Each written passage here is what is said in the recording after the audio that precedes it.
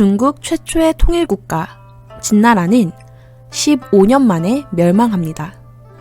진나라의 몰락 이후에는 초안대전이 이어지는데요.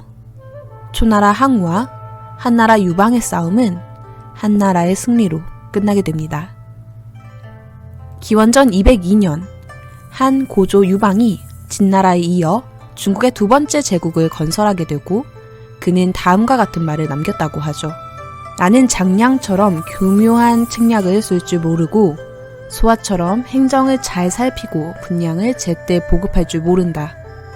병사들을 이끌고 싸움에서 이기는 일은 한신을 따를 수가 없다. 하지만 나는 이 세 사람을 제대로 쓸 줄 안다. 반면 항우는 범증 한 사람조차 제대로 쓰지 못했다. 이것이 내가 천하를 얻고 항우는 얻지 못한 이유이다. 진시황의 제국은 금세 사라졌지만 이후 동양 여러 나라의 모델이 되었습니다. 진나라의 뒤를 이어 새롭게 건설된 한나라는 황제라는 이름과 지배 원리를 답습했습니다. 진나라가 법가를 중심으로 사상을 통일하고자 한 것과 같이 한나라는 유가를 중심으로 사상을 통일하고자 하였죠. 한 고조가 세운 한나라의 전성기는 한 무제에 이르러 꽃피웠습니다. 노장 사상을 기반으로 두고 있는 황로학이 성행하던 시기, 한 무제는 동중서의 건의에 따라 유학을 국가 이데올로기로 삼았습니다. 한 무제가 등장한 시기는 법가의 부작용을 경험한 이후였습니다. 진나라가 통치 이념으로 삼은 법가는 지배자 1인의 강력한 통제가 가능하지만 지나친 통제에는 너무 많은 부작용이 뒤따른다는 것을 역사적으로 경험한 이후였죠. 반면 유학은 인간 내면의 도덕성을 강조하면서도 예법에 맞는 질서를 추구하고 직분과 명분을 바탕으로 하는 사회적 질서를 강조합니다. 단순하게 말하자면 법가보다는 온화하게 통치자의 권력을 과시할 수 있었던 겁니다. 한 무제는 지나치게 엄격한 법가보다는 온건하고 지나치게 느슨한 황로학보다는 질서정연한 유가 사상을 통치 이념으로 채택하게 됩니다. 한 무제 때 동중서에 의해 유학이 국가 이념으로 채택되었습니다. 동중서는 인간의 일과 자연의 변화 사이에 발생하는 상관관계에 관심을 가졌어요. 음양과 유가 사상을 통합해 음양의 원리를 도덕과 정치의 원리로 해석하였죠. 동중서가 인간과 자연의 관계를 해석하는 일 외에 두각을 나타낸 건 역사서 춘추에 대한 연구였어요. 춘추는 유학의 창시자 공자가 지은 역사서입니다. 공자는 춘추에 대해 다음과 같이 말했습니다. 후세에 나를 알아주는 사람이 있다면 춘추 때문일 것이며 나를 비난하는 사람이 있다면 그 역시 춘추 때문일 것이다. 춘추는 사실 위주의 간결한 서술이 특징적인데요. 공자는 직분과 선악 판단에 따라 용어를 철저히 구분하여 춘추를 지었습니다. 예를 들어 사람이 죽었을 때도 대상이나 명분에 따라 시해나 살해를 구분해 사용했어요.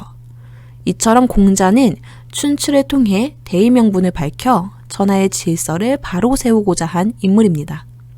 춘추는 명분에 따라 용어들을 엄격하게 구별해 쓰고 매우 간략하게 작성되어 그 의미를 파악하기가 쉽지 않았습니다. 그래서 후대에 춘추의 의미를 해석하고 풀이하는 작업이 진행되었죠. 여러 사람들이 춘추에 대해 해석했는데요. 그중 하나로 공양고의 춘추 공양전이 있습니다. 동중서는 춘추 공양전을 중심으로 한 공양학을 연구했어요. 공양학은 기본적으로 진시황의 분석행위 이후 새로 기록한 경전인 금문을 따릅니다. 고문보다 자유로운 해석을 제시하는 학풍을 가지고 있어요.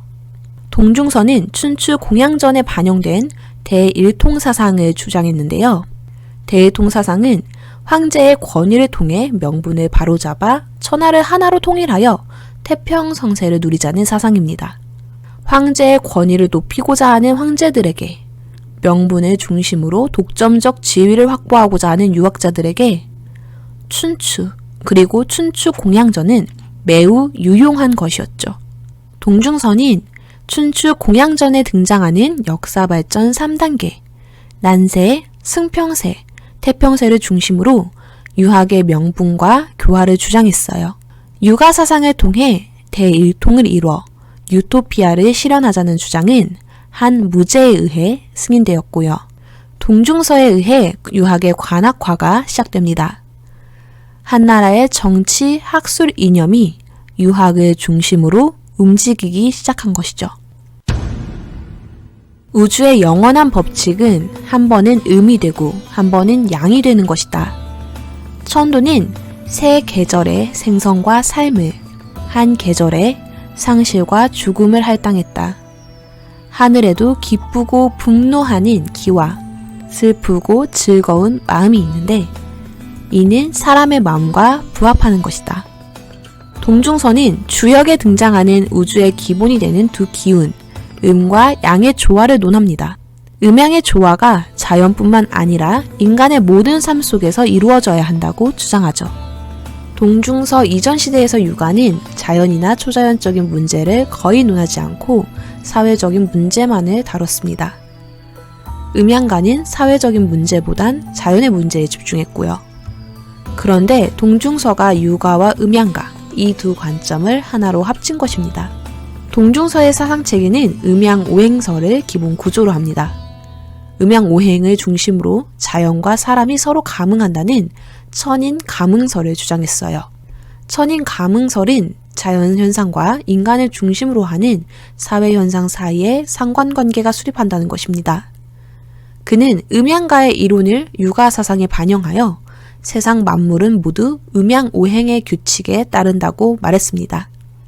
예를 들어 목, 금, 화, 수, 토의 오행은 동서, 남북, 중앙의 오방, 청, 백, 적, 흥, 황의 오색 등과 연결된 뿐만 아니라 인간이 지닌 인, 을, 예지, 신의 오덕 등 사회적 질서에도 반영된다는 거죠.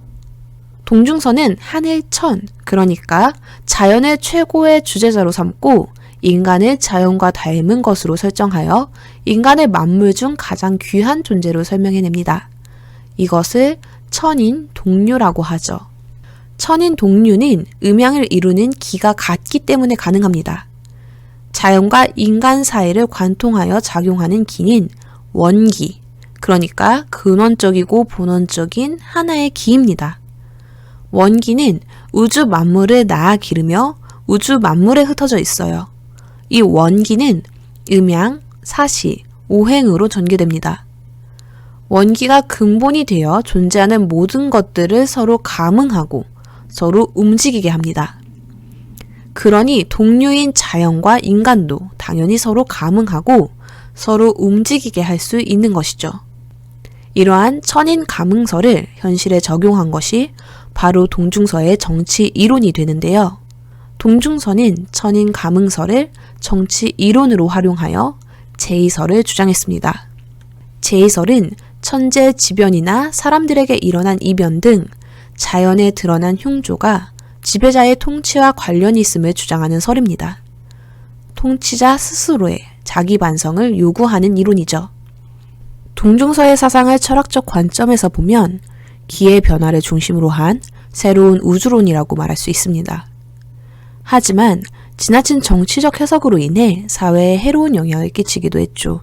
후한에 이르러서는 왕충, 순열 등 합리론자에 의해 미신으로 비판받기도 했습니다. 천인 감응설이 언제나 온전히 받아들여지지는 않았어요.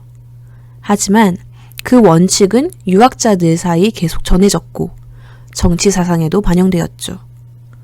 혹 천재지변이 일어나면 임금이 정치를 잘못한 것에 대해 반성하며 반찬을 줄이고 음악을 듣지 않았던 것도 천인 감응설에 의한 관행이었습니다. 동중서는 하늘과 인간이 서로 똑같기 때문에 우주에 사람이 없으면 우주 역시 완전하지 못한 채 우주가 될 수 없다고 말했습니다. 천지인은 만물의 근원이며 이 세 가지는 서로 손발이 되어 한 몸을 이루기 때문에 이 중 하나라도 없을 수 없다고 생각했죠. 동중서는 사람이 우주에서 차지하는 지위가 으뜸이라고 생각했으니까요. 동중서의 등장 이후 유학은 오랫동안 국가 통치 이념으로 자리 잡게 되는데요. 노장 사상과 불교의 발달이 국가 통치 이념으로서의 유학에 어떤 영향을 끼치게 되는지 살펴보는 것도 꽤 흥미로울 것 같습니다. 이번 영상은 여기서 마치도록 하겠습니다. 시청해주셔서 감사합니다.